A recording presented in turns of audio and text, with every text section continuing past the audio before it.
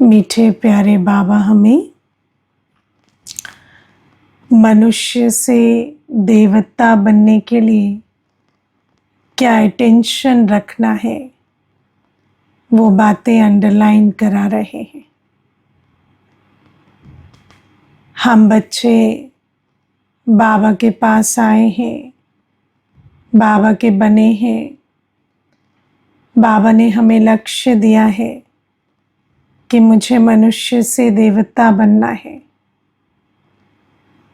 अब लक्ष्य तो ले लिया, क्या लक्षण भी उस प्रकार से हैं? क्योंकि अगर लक्ष्य है पर लक्षण नहीं है तो बन सकेंगे देवता? हाँ? लक्ष्य है पर लक्षण नहीं है तो देवता कैसे बनेंगे? मुझे अभी पीछे एक कन्या आई थी तो तैयारी करती है एग्ज़ाम की, इंजीनियरिंग सर्विस के एग्ज़ाम की। तो मुझे कहती मेरे 4 साल हो गए,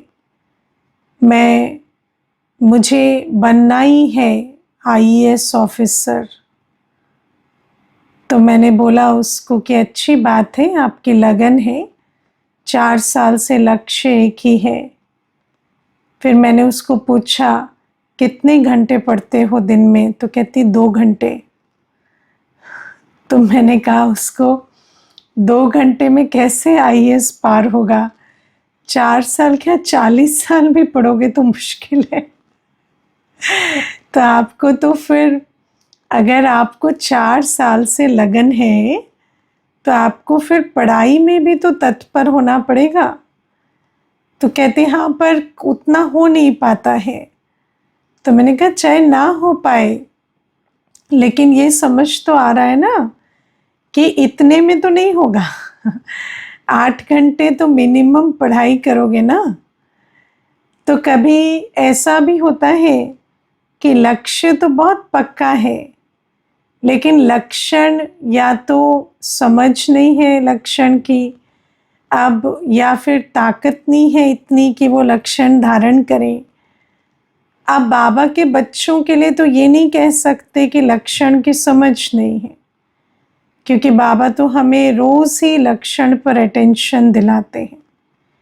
लेकिन अटेंशन जो है वो खिसक जाता है और फिर जानते हुए भी ऐसे जब कर्मों को देखते हैं तो लगता है जैसे जानते हुए भी जानते नहीं हैं।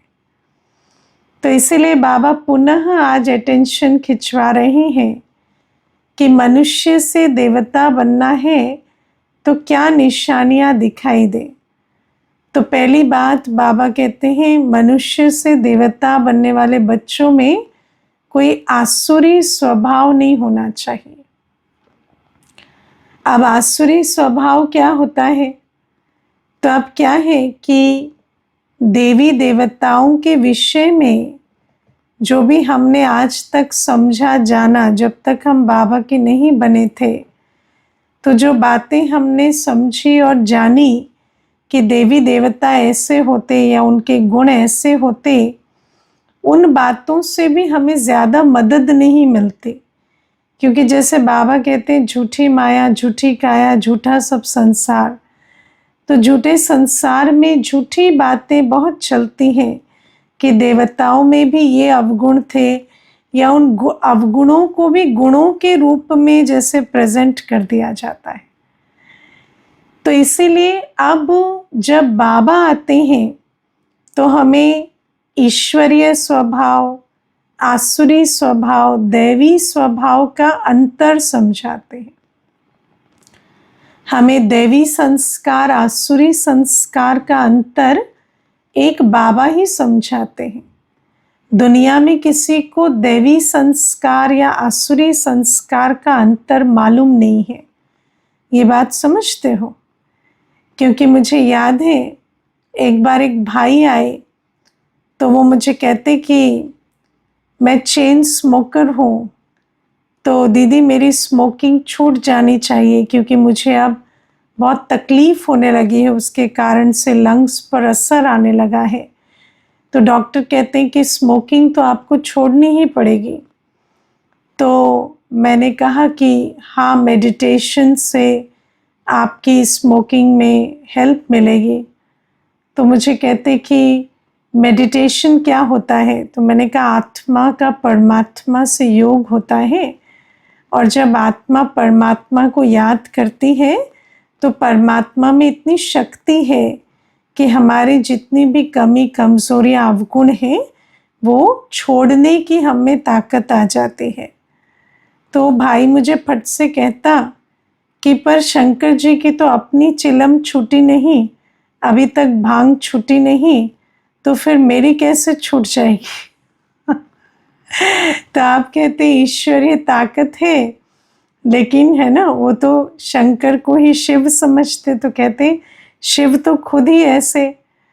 तो मैंने उनको कहा नहीं, इसीलिए आपको पहले समझना पड़ेगा कि शिव बाबा कैसे हैं, देवताएं कैसे हैं, क्योंकि देवताओं के अंदर भी जो दिव्य गुण थे उनका वर्णन कभी ठीक तरीके से आया नहीं। भले ही हमने कह दिया कहने को कि देवताएं निर्विकारी हैं, लेकिन देवताओं को काम, क्रोध, लोभ, मोह, अहंकार सब में दिखाया है ना, और फिर व्यसन, विकार, सारी चलन उनके जीवन में दिखाई कि वो भी क्रोध कर रहे हैं, वो भी हिंसा कर रहे हैं, वो भी मार रहे हैं, वो भी असुरों का संहार कर रहे हैं। भला असुर का संहार कर रहे हैं, पर संहार ही तो कर रहे हैं ना, तो हिंसा तो हो ही गई ना, कटारी चला रहे हैं, तलवार चला रहे हैं। तो बाबा हमें कहते कि ये बातें भी तब समझ में आती हैं जब हम बाबा के बनते हैं कि आसुरी स्वभाव क्या होते और दैवी स्वभाव क्या होते। बाबा ने ही हमें आदि मध्य अंत का ज्ञान दिया है ना। देखो, हम जब चित्र देखते थे लक्ष्मी नारायण का, तो चित्र में क्या था कि लक्ष्मी जी पाँव के पास बैठी होती और नारायण तो शेष शैया पर आराम कर रहे होते और लक्ष्मी जी पाँव दबा रही होती। फिर बाबा ने ही तो वो चित्र बनवाया ना, जहाँ श्री लक्ष्मी नारायण इकट्ठे खड़े हैं, है ना, एक समान खड़े हैं, साथ में खड़े हैं, कोई पाँव के पास नहीं बैठी हैं श्री लक्ष्मी जी। तो बाबा ने हमें आसुरी सृष्टि, दैवी सृष्टि का अंतर समझाया कि दैवी सृष्टि में कोई ऐसा नहीं होता कि, है ना, जैसे आज आसुरी सृष्टि में स्त्री जो है वो पाँव की जूती हो गई, तो ऐसा आज दैवी सृष्टि में नहीं होता। तो बाबा कहते ये बातें मैं ही आकर समझाता हूँ कि जब हम देवी देवता होते तो श्री लक्ष्मी नारायण इकट्ठे गद्दी पर बैठते हैं। ऐसे नहीं कि कोई ये कहे कि, है ना, वो तो पैरों की दासी और वो विश्व महाराजन नहीं। तो बाबा कहते ये भी बातें बाबा ही हमें आकर समझाते हैं, वरना दुनिया में कोई भी हमें दैवी सृष्टि में क्या होता, किस प्रकार की चलन होती, बाबा हमें कहते हाँ बच्चे जन्म लेते हैं, लेकिन विकारों की कोई बात नहीं होती। बिना काम विकार के योग बल से सृष्टि बढ़ती है। लेकिन हम जब वैसे दुनिया में सुनते हैं तो हम यही समझते हैं कि देवी देवता भी ऐसे ही बच्चों को जन्म देते जैसे आज कलयुगी सृष्टि में जन्म होते, है ना। और बाबा हमें कहते कि वहाँ कोई ऐसे हिंसक युद्ध नहीं लड़े जाते कि देवताएं कोई किसी असुर का भी खून बहाएं, या कोई भी हिंसा चाहे काम की चाहे क्रोध की देवताएं नहीं करते। देवताएं क्यों अस्त्र उठाकर किसी को मारेंगे, भले ही असुर क्यों ना हो, पर किसी को मारना तो हिंसा हो जाती ना। तो बाबा कहते हम डबल अहिंसक हैं। डबल अहिंसक या अहिंसा परमोधर्म वाले कभी किसी पर एक संकल्प की भी हिंसा नहीं करते। संकल्प से भी ये सोचना कि इसको अपने पापों की सजाएं मिले, ये हमारा कर्तव्य नहीं है, है ना। कई बार मैंने देखा ब्राह्मण भी कह देते हैं कि जो करेगा सो पाएगा, है ना। तो किसी के पापों का जो फल है वो भोगेगा। हाँ, ये नियम है, हमें जानना है। पर जब मैं इस बात को व्यक्त कर रही हूँ मुख से, तो मेरे अंदर ये आ रहा है ना कि उसको सजा मिले। तो इस प्रकार की भावनाएं हम नहीं रखते। हम तो हर एक को वरदान देते हैं, दुआएं देते हैं। उसको कर्म की गति के अनुसार क्या मिलेगा उसकी चिंता हम नहीं करते, है ना। वो जाने, उसका कर्म जाने। हम उसकी फिक्रात में नहीं रहते कि इसको पापों की सजाएं मिले, या हम इंतज़ार करेंगे कि इनको भी पापों का फल मिले। इस प्रकार से हमारे चिंतन नहीं चलते। तो बाबा कहते हैं दैवी स्वभाव आसुरी स्वभाव का अंतर अभी हमें समझ में आता है ना। तो बाबा कहते संपूर्ण निर्विकारी क्या होते हैं वो बाबा अभी हमें समझाते हैं। तो ये बातें जब हम समझते, खान पान आदि, आज तो आप देखो खान पान क्या, मनुष्य ने जो खाया वो देवी देवताओं को भी चढ़ाया, है ना। अभी आज देखो ऐसे भी मंदिर हैं जहाँ पर शराब का भोग लगता है ना। और आप विचार करो, मनुष्य महंगी से महंगी शराब जाकर वहाँ पर चढ़ाते हैं। और ऐसे भी मंदिर हैं जहाँ बलि के नाम पर फिर नॉनवेज का भोग लगता है, तो मांस का भी भोग लगाते हैं। तो बाबा हमें कहते हैं मनुष्य ने तो क्या का क्या कर दिया, अब देवताएं कोई मांस खाएंगे क्या, है ना। देवताएं कोई किस शराब पिएंगे क्या। तो बाबा कहते मनुष्य ने तो सारा गुड़ गुड़धानी एक कर दी।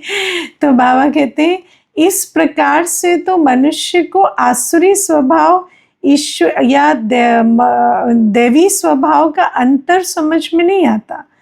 लेकिन जब हम बाबा के पास आते हैं तो बाबा हमें बताते हैं देवताएं तो संपूर्ण, है ना, अहिंसक होते हैं, डबल अहिंसक होते हैं, संपूर्ण निर्विकारी होते हैं। देवताओं का भोजन शुद्ध होता है, शुद्ध शाकाहारी भोजन होता है। कोई ऐसे व्यसन या इस प्रकार की गंदी चीज़ें देवताएं कभी नहीं खाते। तो जब बाबा हमें दैवी सृष्टि का ज्ञान देते हैं, क्योंकि बाबा ही हमें रचयिता और रचना के आदि मध्य अंत का ज्ञान देते हैं। तो रचना की आदि, मनुष्य सृष्टि की आदि क्या है, दैवी सृष्टि।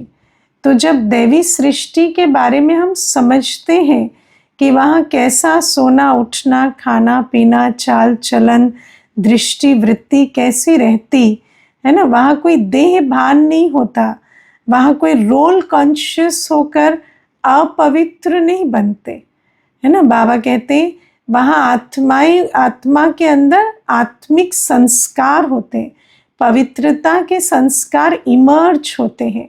अपवित्रता के संस्कार वहाँ नहीं रहते। ऐसे नहीं कि स्त्री पुरुष की दृष्टि जाए तो पतित बन जाए, ऐसे संस्कार वहाँ नहीं रहते। भले स्त्री पुरुष होकर रहते हैं, बच्चे आदि भी होते हैं, लेकिन कोई काम विकार या मोह की या धन संपदा भी होती है, लेकिन लोभ की कोई बात नहीं होती। पद पोजीशन भी होता है, लेकिन ऊंचे नीचे का भान नहीं होता। हर एक आत्मा स्वमान में होती है। भल राजा राजा का कर्तव्य करेगा, राजाई ठाट अलग होंगे, है ना। राजा जो खाएंगे वो प्रजा की थाली में तो नहीं होगा ना, प्रजा की थाली में अलग चीज़ होगी। राजा की थाली में 56 भोग होंगे, या प्रजा का रहन सहन, प्रजा के महल में कोई हीरे की जड़त नहीं होगी, राजा के महल में हीरे की जड़त होगी।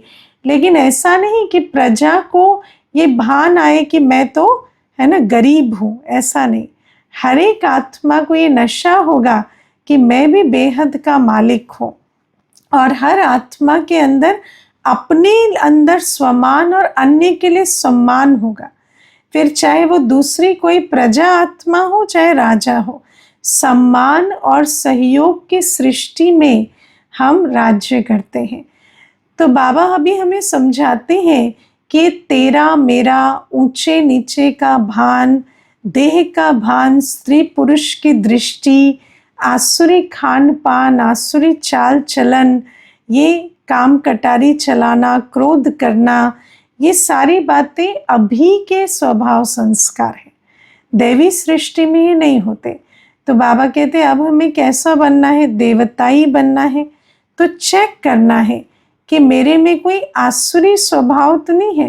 कितने बजे उठते हैं हम सो के, वो चेक करो, है ना। मुझे एक बार किसी ने कहा कि सुबह उठना क्यों ज़रूरी है, तो मैंने कहा कि उनको आज मनुष्य 8 बजे उठता है और कुत्ता जो है वो 4 बजे 5 बजे उठ जाता है तो अभी तो हम जानवर से भी बदतर हो गए ना, तो जानवर जैसा बनने के लिए भी मेहनत करनी पड़ेगी, फिर देवता बनना है तो और भी मेहनत करनी पड़ेगी है ना। आज मनुष्य क्या है, आप देखो, आज मनुष्य जानवर की मिसाल देता है कि कुत्ते जैसा वफादार होना चाहिए। हाँ, विचार करो कि मनुष्य का क्या हाल हो गया है कि उसको मिसाल देनी पड़ती है कि वफादारी कुत्ते से सीखो, है ना। तो विचार करो कि मनुष्य के अंदर कितनी गद्दारी है और सचमुच आज हाल कैसा हो गया है कि मनुष्य से सावधान का बोर्ड लगा देना चाहिए। तो बाबा हमें कहते हैं कि ऐसा जब बुरा हाल हो जाता तो बाबा आकर हमें आसुरी स्वभाव से दैवी स्वभाव की तरफ जाने की प्रेरणा देते हैं और पहले तो ज्ञान देते हैं कि दैवी सृष्टि में कैसी दृष्टि, वृत्ति, चाल चलन, रस्म रिवाज होते, है ना। दैवी सृष्टि में कोई ये रस्म रिवाज नहीं होते कि किसी का शरीर छूट गया तो हम आंसू बहाते रहें। आज तो क्या है, मातम मनाते रहते हैं। किसी का शरीर छूटा तो कितना रोना पीटना या हुसैन मचाते हैं। या विचार करो कितना मोह होता है पतित शरीरों के साथ, क्योंकि आत्मा तो अविनाशी है, आत्मा तो अभी भी है ना, लेकिन शरीर को जलाते हैं तो कितना लॉस की फीलिंग आती है। तो शरीर के साथ कितना मोह है, देहधारी के साथ कितना मोह है कि इतना या हुसैन मचाते हैं, है ना। कई तो ऐसे होते हैं, अगर कोई अकाल मृत्यु किसी की हो जाती तो फिर बाबा को भी उसके दुख में छोड़ देते हैं कि बाबा ने इसको मेरे लिए नहीं बचाया। तो बाबा हमें कहते हैं कि ये सारी चाल चलन, देवी देवताएं रोएंगे क्या, मास मास दुख मनाएंगे, हाँ, काले कपड़े पहनेंगे, शोक मनाएंगे उसके याद में जो शरीर छोड़ गया। ऐसी कोई चाल चलन नहीं होती। मिस करना, दुखी होना, किसी को, है ना, किसी के वियोग में रोना, ऐसी चलन देवताई नहीं होती। किसी के दुख में दुखी होना, ये देवताई चलन नहीं है।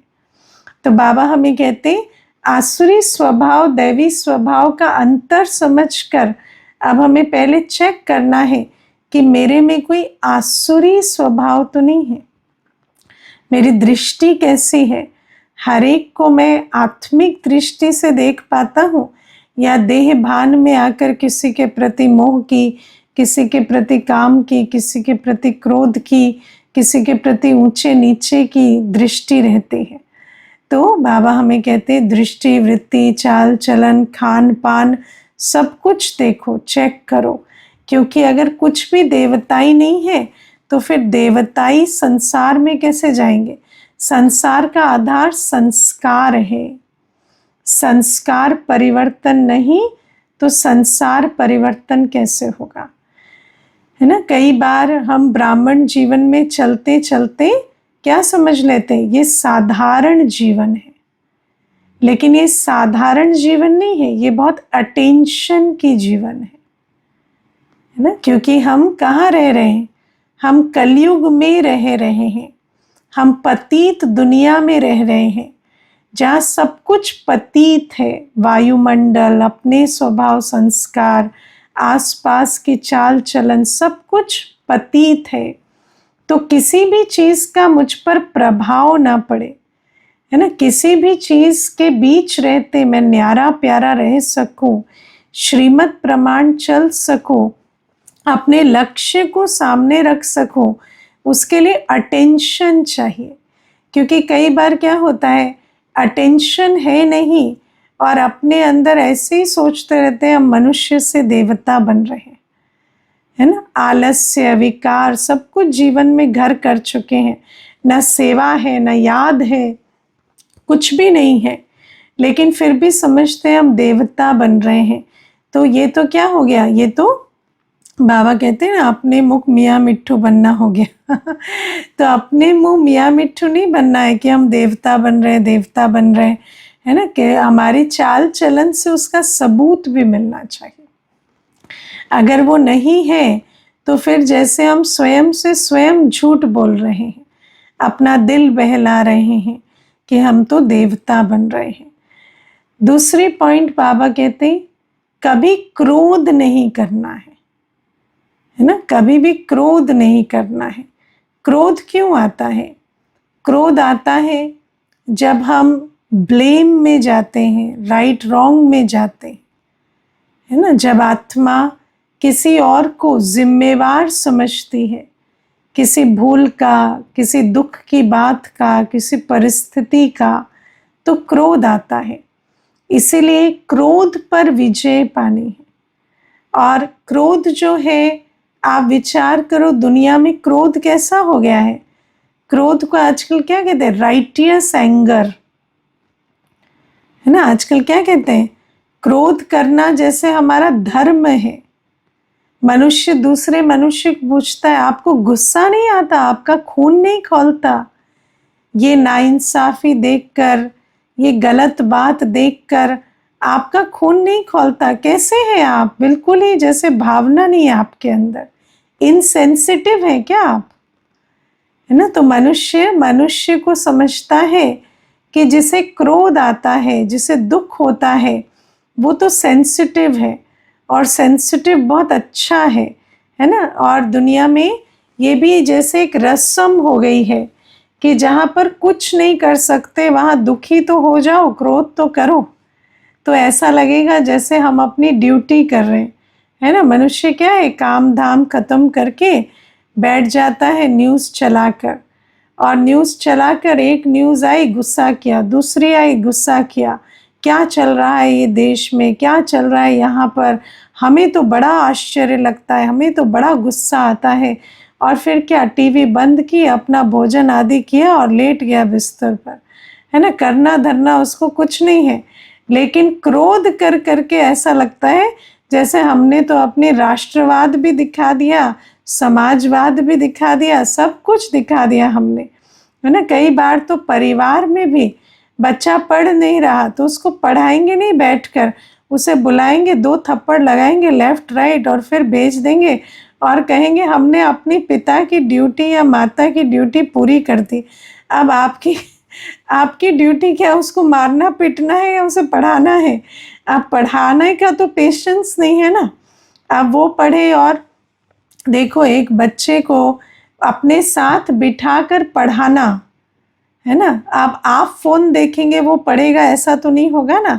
तो आप भी कुछ पढ़ें, वो भी कुछ पढ़े, वो आदत डालें, 2 घंटे स्वयं पढ़े उसके साथ। वो तो हो नहीं पाता, लेकिन उस पर गुस्सा कर दिया या उसको जतला दिया कि हम इतनी मेहनत करते हैं और तुम तो कुछ नहीं करते हो, और 2 थप्पड़ 2 गालियाँ देकर भेज देना, ये तो बहुत आसान है।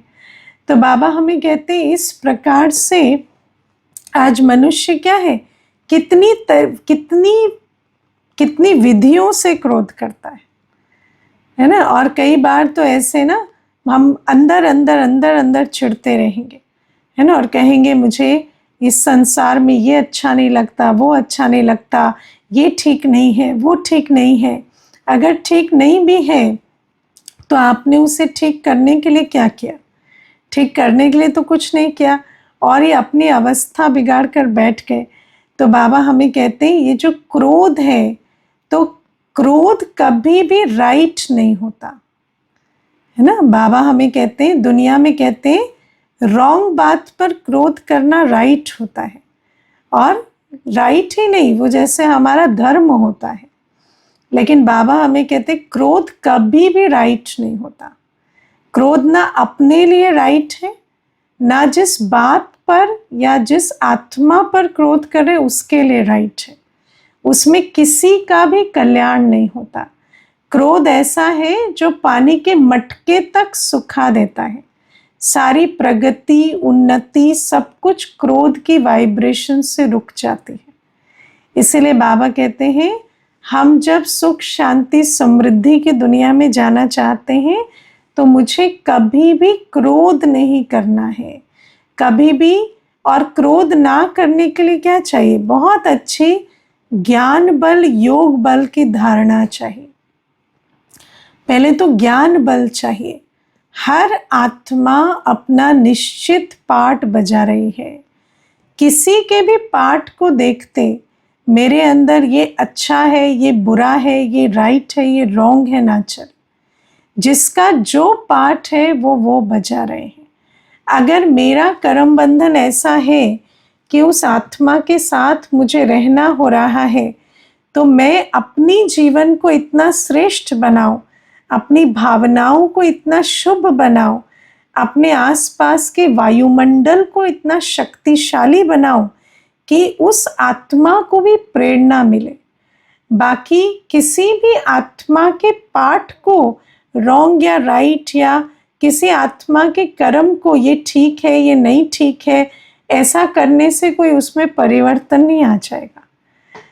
तो बाबा हमें कहते मुझे क्रोध नहीं करना, इसके लिए मुझे आत्मा का ज्ञान बहुत पक्का होना चाहिए। जिसका जो कल्प कल्प का पाठ है वो बजा रहे हैं, मुझे अपना पाठ बजाना है और उनका पाठ साक्षी होकर देखना है। साक्षीपन की सीट पर बैठेंगे तो क्रोध नहीं आएगा। ड्रामा की हर सीन कल्याणकारी है। ड्रामा में जब कुछ अनुकूल होता है तो आपको खुशी मिलती है, जब प्रतिकूलता आती है तो आपके अपने ज्ञान और शक्ति का प्रयोग होता है है कि नहीं? इसीलिए जब आपके आसपास ऐसी आत्माएं हैं जो आपके हिसाब से नहीं चलती तो उन पे क्रोध मत करो, अपनी सहन शक्ति को बढ़ाओ। ये बहुत अच्छा अवसर है सहन शक्ति स्वरूप बनने का, है ना। मैं अपने आप को कई बार ये कहती हूँ, जिनको हम सुधार नहीं पा रहे ना, वो हमें सुधारने के लिए आए हैं। इसीलिए हमें कभी उन्हें सुधारने की कोशिश नहीं करनी चाहिए, वो तो हमें सुधारने आए हैं। हम अपने अंदर झांक कर देखें कि उनसे जो बातें हमें तकलीफ देती हैं वो जिस दिन मुझे तकलीफ देना बंद कर देंगी, इसका मतलब मैंने अपना पाठ पढ़ लिया है। सहनशीलता का या समाने का, एडजस्ट करने का, हर प्रकार का पाठ मैंने पढ़ लिया है। तो बाबा कहते हैं इस पाठ को पढ़ते जाओ। और ड्रामा कल्याणकारी है। ड्रामा जब अनुकूल परिस्थितियां देता है तो कल्याणकारी अनुभव होता ही है, लेकिन जब प्रतिकूल परिस्थितियां आती तो ड्रामा और भी कल्याणकारी है, क्योंकि वो हमें शक्ति स्वरूप बनाते हैं। जितनी भी शक्तियां बाबा ने हमें दी है उसका प्रयोग होता है ना। कोई आपके साथ दुर्व्यवहार करे तभी तो सहन शक्ति यूज करेंगे, कोई आपके साथ अन्याय करे तभी तो आप सामना करने की शक्ति यूज करेंगे, नहीं तो क्या करेंगे? कुछ भी नहीं। तो बाबा कहते हैं ड्रामा के ज्ञान को, कि ड्रामा हमेशा कल्याणकारी है। हर आत्मा का पाठ सदैव एक्यूरेट है। ऐसा जानकर, धारण कर कर जब हम अपने अंदर साक्षीपन की सीट पर बैठते हैं तो क्रोध से मुक्त होते हैं। और जहाँ क्रोध नहीं होता वहाँ ग्रोथ होती है ना। वरना क्या होता है, सारी जीवन ये इसकी वजह से, वो उसकी वजह से, ये गलत, वो गलत, और अपना गलत दिख ही नहीं रहा, अपना क्रोध दिख ही नहीं रहा। तो जहाँ दूसरे को देखना छोड़कर अपने आप को देखना शुरू करते हैं कि मेरे अंदर ऐसा क्या है जो मुझे क्रोध आ रहा है, मैं इस बात को क्यों नहीं सह पा रही, मैं इसका सामना क्यों नहीं कर पा रही। तो जब इस बात को समझने लगते हैं, अंदर झांकने लगते हैं, तो वहीं पर स्व परिवर्तन की यात्रा शुरू होती है। फिर बाबा कहते हैं तीसरी बात, किसी को भी दुख नहीं देना है। है ना। हम सुख दाता के बच्चे हैं। हमारा काम है हर एक आत्मा को आत्मिक दृष्टि से देखना, स्वमान में स्थित करना। स्वमान में रहने से, आत्मिक दृष्टि से देखने से, सम्मान देने से आत्मा का कल्याण होता है। और जहाँ हम आत्मा को देह भान से देखते हैं, तो हमारे अंदर क्या आता है, ये ठीक नहीं है, ये बहुत अच्छा है। तो या तो प्रभावित होते हैं, या उनकी ईगो को बढ़ाते हैं, या उनके अंदर कोई ना कोई अपमान कर कर उनके स्वमान को नीचे लेकर आते हैं। तीनों ही रूप से हम उन्हें दुख देते हैं। जब हम आत्मा को आत्मिक दृष्टि से देखते हैं, और जब हम उन्हें बाबा की याद में स्थित होकर बाबा की याद दिलाते हैं, तभी हम आत्मा को सुख देते हैं। बाकी देह भान में या किसी भी विकार के वश जब हम संबंध संपर्क में आते हैं, तो हम सिर्फ और सिर्फ दुख देते हैं, है ना। किसी को देह अभिमान में फंसाना, देह अभिमान दोनों प्रकार का होता है, इंफीरियोरिटी कॉम्प्लेक्स, सुपीरियोरिटी कॉम्प्लेक्स, है ना। किसी को ये कहना कि आपके जैसा कोई नहीं है, आप तो बहुत सुंदर हैं, बहुत धनवान हैं, ये भी दुख देना ही हुआ, है ना। और किसी को ये कहना कि आपके अंदर तो अवगुण ही अवगुण है, आप में बहुत प्रॉब्लम है, ये भी उसको दुख देना हुआ है ना। लेकिन किसी को ये कहना कि संस्कार जैसे भी हैं, आप एक आत्मा है और आप पवित्र ही हैं, शांत ही हैं, सुख स्वरूप ही हैं, वो आत्मिक दृष्टि से देखना, आत्मिक स्मृति की याद दिलाना और शिव बाबा की याद में उसे स्थित करना, यही सुख देने की विधि है। मुझे याद है एक बच्ची आती थी सेंटर पर, तो वो हमेशा मुझे आकर पहले प्रश्न पूछती थी, दीदी मेरी ड्रेस कैसी लग रही है। तो मैं उससे कहती थी, आपकी ड्रेस कैसी भी हो, आप बहुत अच्छे हो, और आप माना चेहरा नहीं, शरीर नहीं, आप आत्मा बहुत अच्छे हो, है ना। तो ड्रेस बहुत अच्छी है, लेकिन उससे कोई फर्क नहीं पड़ता, आप कैसे भी ड्रेस पहनोगे, आप आत्मा बहुत अच्छे हो। तो मुझे याद है जब कोविड आया और उसकी माता उसको लेकर सेंटर नहीं आ पाती थी, तो हमेशा अपनी माँ को कहती थी वो दीदी के पास जाना है। वो कहती है आप आत्मा बहुत अच्छे हो, बाकी सब कहते हैं आप बहुत अच्छे हो, ड्रेस अच्छी है, लेकिन आप आत्मा सिर्फ वही कहती है, तो मुझे वहाँ जाना है ना। तो आप विचार करो कि आत्मा को कितना सुख मिलता है। क्योंकि क्या है, आज आप कहेंगे आपकी ड्रेस बहुत अच्छी है, कल कोई कहेगा आपकी ड्रेस अच्छी नहीं है, तो जो बात आज आपको सुख दे रही है वही कल दुख देना शुरू करेगी। तो किसी को ऐसी आदतें नहीं डालनी है, हर एक को समझाना है, हाँ आप रूपवान हैं, गुणवान हैं, आप धनवान हैं, आप बहुत विद्वान हैं, लेकिन उसकी वजह से विशेष नहीं, विशेष इसलिए है क्योंकि आप भगवान की संतान हैं। और जब वो इस बात पर बैठ जाता है, निश्चित हो जाता है कि मैं भगवान की संतान हूँ, तो वो स्वमान उससे कोई नहीं छीन सकता। तो बाबा हमें कहते हैं इसीलिए सुख देना है, दुख नहीं देना है। देह भान विकारों के वश हमेशा दुख देते हैं। फिर बाबा कहते हैं कोई भी फालतू बात कान से नहीं सुननी है ना। देवता बनना है तो कान से कोई फालतू बात सुननी नहीं है। जब हम कोई भी बात सुनते हैं, आप विचार करो भगवानुवाच का कितना गायन है। तो भगवान आते हैं तो वचन सुनाते हैं, बोलते हैं, तो बोल का मोल कितना है। बोल से हम मनुष्य से देवता बन जाते हैं। कहा जाता है सुन सुन सुन अंधा पावे राह, सुनकर तो अंधे को भी रास्ता मिल जाता है। बाबा भी हमें सुनाकर मनुष्य से देवता बनाते हैं। तो सुनने का कितना महत्व है। जो बात कानों से जाती है वो बुद्धि में बैठती है। तो इसीलिए कोई भी ऐसी बात नहीं सुननी है जो बाबा के ज्ञान के सिवाय हो। कोई भी न्यूज़ सुन रहे, कुछ भी सुन रहे, किसी के दुख का वर्णन सुन रहे, किसी की प्रॉब्लम सुन रहे, उससे क्या होता है, उसकी प्रॉब्लम वहाँ से उठकर मेरे चित्त पर बैठ गई। उसका दुख वहां से उठकर मेरे चित्त पर बैठ गया। मेरी सृष्टि कैसे बनेगी? दुख की बनेगी। इसलिए अगर कोई किसी की सेवा अर्थ भी किसी की कहानी सुननी पड़ती है तो बाबा के साथ बैठो, बाबा को बोलो बाबा आप सुनो, मैं बस साक्षी हूं यहाँ पर, आप उस बात को नहीं सुनो, है ना। तो और बाबा से जो बातें मिली वो से दे दो, बस खत्म। किसी के दुख के वर्णन, किसी त्रासदी, कोई न्यूज़, कुछ भी मुझे नहीं सुनना है। मुझे बस एक ज्ञान मुरली सुननी है, उसका मनन चिंतन अंदर अंदर चलाते रहना और बाबा की याद में रहना है। तो बाबा कहते कोई भी hear no evil, see no evil, talk no evil, think no evil, कोई भी इविल बातें नहीं सुननी। और बाबा कहते मुख से सदैव ज्ञान रतन निकले। आप सोचो बाबा के बोल से हम मनुष्य से देवता बन जाते हैं, तो बोल का मोल कितना है। एक एक बोल वरदान के रूप में भाग्य द्वार खोल देता है। और आप सोचो वही बोल हमारा अकल्याण भी कर देता है। मुझे याद है एक माता पिता एक बार अपने बेटे को लेकर आए थे, तो बेटा जो था वो बहुत एंजाइटी में रहता था, तो उसका काफ़ी इलाज कराया पर कुछ हो नहीं पाता था।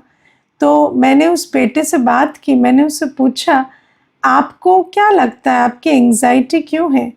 तो कहते मैं जब छोटा था ना, मुझे रोज़ सारे दिन एक ही बात सुनने को मिलती थी, ये कोई काम ठीक नहीं करता, कुछ भी दो बिगाड़ देता है, कुछ भी दो बिगाड़ देता है। तो मुझे ना कोई भी काम करने से पहले बहुत थॉट्स चलने लगे कि ये करूँगा तो ऐसे ना हो जाए, वैसे ना हो जाए, वैसे ना हो जाए, और वो एक आदत से बन गई है।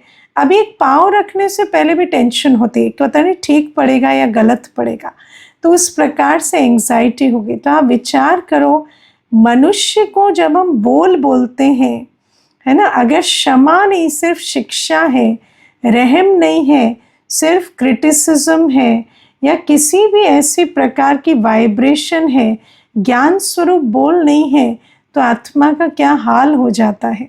और वो जो उसका अकल्याण होता, उसको क्या कहेंगे, पत्थर मारने जैसा हो जाता।